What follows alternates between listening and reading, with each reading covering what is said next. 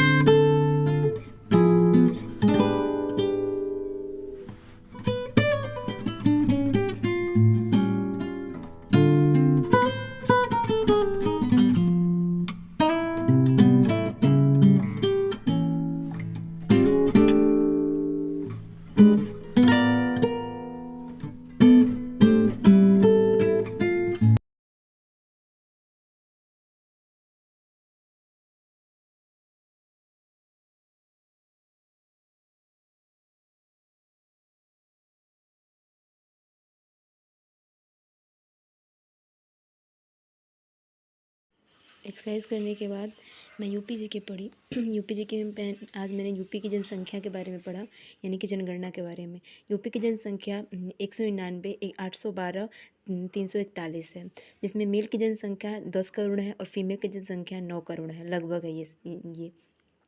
फिर यूपी की अगर भारतीय जनगणना जब हुई थी 2011 में, उसमें से यूपी का संख्या निकाल दिया जाए तो यूपी का स्थान 5वें पे आता है जनसंख्या की दृष्टि से। पहले पे आ जाएगा चाइना, दूसरे पे भारत और तीसरे पे अमेरिका और चौथे पे इंडोनेशिया। अगर पूरा जितना भी जनसंख्या है उसमें से इनकी भारतीय जनसंख्या में से यूपी जनसंख्या को निकाल दिया जाता है, तब यूपी की जनसंख्या 5वें स्थान पर आएगी। यूपी की सर्वाधिक आबादी वाला जनपद कौन सा है? तो प्रयागराज है। मुरादाबाद और गाजियाबाद मेल में प्रयागराज है, यानी कि यूपी की सर्वाधिक आबादी वाला जनपद में कहाँ पे पुरुष जनसंख्या ज़्यादा है? तो प्रयागराज में। और यूपी की सर्वाधिक महिला जनसंख्या कहाँ है? तो प्रयागराज में। और यूपी की न्यूनतम आबादी वाला जनसंख्या वाला जनपद कौन सा है? तो महोबा और चित्रकूट है। सर्वाधिक दशकीय वृद्धि दर वाला जनपद कौन सा है? तो गाजियाबाद और गौतम बुद्ध नगर। न्यूनतम दशकीय वृद्धि दर वाला जनपद कौन सा है? तो कानपुर और हमीरपुर, ये मैंने आज यूपी जीके में पढ़ा। यूपी की जब दशकीय वृद्धि की बात होती है तो 1951 से 1961 ईस्वी में इसमें 16.38 यानी कि सबसे कम दशकीय वृद्धि हुई थी, और सबसे अधिक किस में हुई थी तो 1991 से 2001 में 25.85 सबसे अधिक वृद्धि हुई थी, और 2001 से लेकर 2011 तक 20.22 था। यूपी की जनसंख्या घनत्व 829 व्यक्ति प्रति वर्ग किलोमीटर है, और सर्वाधिक जनसंख्या घनत्व यूपी का सबसे ज़्यादा कहाँ पे है तो गाजियाबाद का है, और न्यूनतम कहाँ का है तो ललितपुर का है। इस तरह यूपी की 2011 की जब गणना हुई थी तो यूपी का लिंगानुपात 912 है, और 2001 में लिंगानुपात 898 है, यानी कि दोनों के बीच में अंतर कितने हैं तो 14 का है। 2011 की जनगणना का यूपी का लिंगानुपात 912, और 2011 में कितना था 998, यानी कि दोनों में 14 का अंतर है। और सर्वाधिक लिंगानुपात वाला जनपद कौन सा है तो जौनपुर है, आजमगढ़ है, और न्यूनतम लिंगानुपात वाला कौन सा है गौतम बुद्ध नगर है, और हमीरपुर है। इस तरह यूपी जीके मैंने कंप्लीट किया।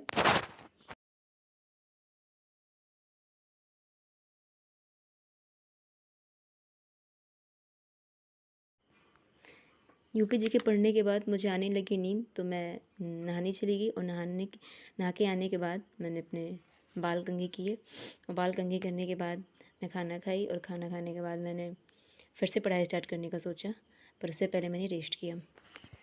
फिर उसके बाद मैं मैथ पढ़ने लगी। मैथ में मैंने सबसे पहले कैलकुलेशन किया।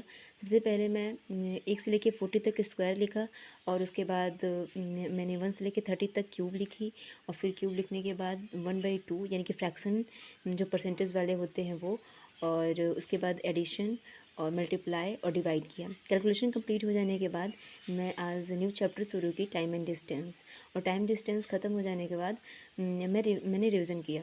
जैसे कि मैं क्या करती हूँ कि पहले परसेंटेज, रेशियो और सीआई मैंने पढ़ लिया है, और परसेंटेज, रेशियो और सीआई पढ़ लिया है, तो मैं उसके डेली 10 क्वेश्चन लगाती हूँ।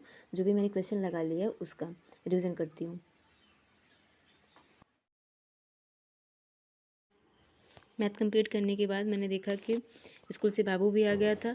मैंने उसे खाना खिलाया, और उसको खाना खिलाने के बाद मैं खुद खाना खाई, और फिर उसके बाद मैं रेस्ट करने चली गई। उठने के बाद मैं रीजनिंग लगाई। रीजनिंग की मैं आज 2 मॉक लगाई, यानी कि मिनी मॉक लगाई। तो उसमें मेरे आज 41 क्वेश्चन सही थे और 8 क्वेश्चन गलत थे। मैं ज़्यादा अटेम्प्ट नहीं करती हूँ, जो मुझे आता है वही क्वेश्चन मैं अटेम्प्ट करती हूँ, लेकिन फिर भी मेरे 8 क्वेश्चन गलत हो जाते हैं, तो मैं उसमें इम्प्रूव कर रही हूँ। फिर से वही मेरे जो ये रीडिंग कॉम्प्रिहेंशन होता है, यानी कि रीता कितने मार्क्स आए, और उसका जन्म इतने सन में हुआ था, जो बहुत ज़्यादा लेंदी होता है पढ़ने में, और वही क्वेश्चन था, और जो कि मेरे उसमें से 2-3 गलत जरूर हो जाते हैं, क्योंकि मैं उसको अच्छे से रीड नहीं करती हूँ, तो वो मेरे अचानक से कुछ मतलब सिली मिस्टेक हो जाते हैं मेरे से। रीजनिंग में वो वाला पार्ट मेरा गलत हुआ, और श्रृंखला वाली कुछ क्वेश्चन गलत हुए। मैंने आज 2 मिनी मॉक दिया रीजनिंग का।